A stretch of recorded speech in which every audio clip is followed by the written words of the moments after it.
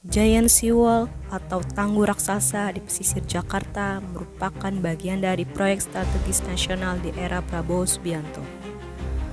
Proyek pembangunan pesisir tersebut meliputi pembangunan tanggul laut raksasa di sepanjang pantai. Proyek ini merupakan upaya pemerintah untuk mencegah air laut masuk ke daratan Jakarta. Permukaan air laut terus-menerus menaik akibat adanya pemanasan global, ditambah daratan Jakarta yang terus menurun setiap tahunnya. Menurut World Economic Forum, Jakarta mengalami penurunan permukaan tanah hingga 17 cm setiap tahunnya. Alih-alih untuk mencegah air laut masuk ke daratan, pembangunan Giant Seawall malah menimbulkan dampak negatif bagi para nelayan di daerah Cilincing, Jakarta Utara. Pemirsa, saat ini saya berada di Kampung Nelayan Cilincing, Jakarta Utara. Tepat di mana saya berdiri adalah proyek tanggul laut raksasa yang dibangun oleh pemerintah di era Bapak Prabowo Subianto. Menurut data yang saya dapat, panjang tanggul laut raksasa mencapai 500 sampai 700 km di pesisir utara Pulau Jawa.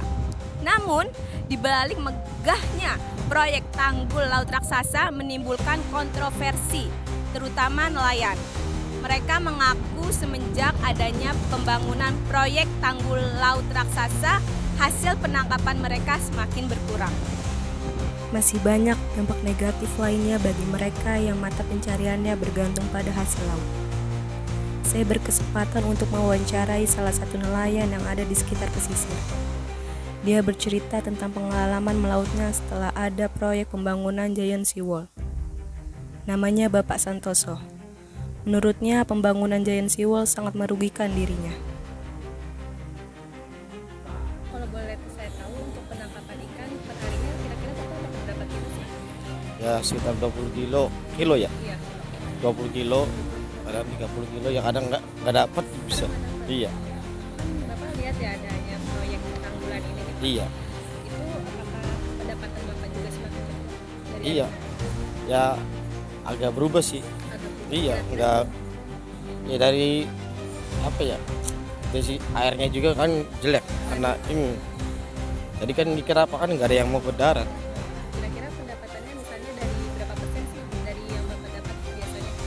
Ya biasanya kan kita nggak tahu persennya ya, tahunya kan nominal ya, nominal misalkan dapat 500 tadinya, sekarang paling 300 200. Ya sangat-sangat harus ada harapan sih ya. Boleh Bapak sampaikan? Apa ya,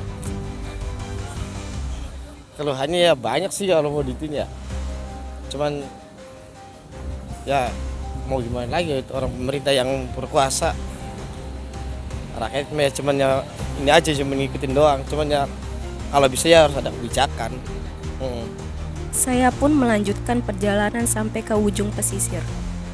Dari lokasi ini, terlihat jelas tanggul raksasa memajang ke arah laut.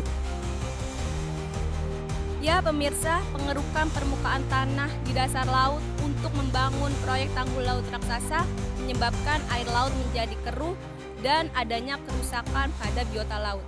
Hal ini menyebabkan para nelayan menjadi berkeluh karena hasil penangkapan mereka semakin berkurang. Saya, Nazul Putri, melaporkan langsung dari Kampung Nelayan, Jakarta Utara.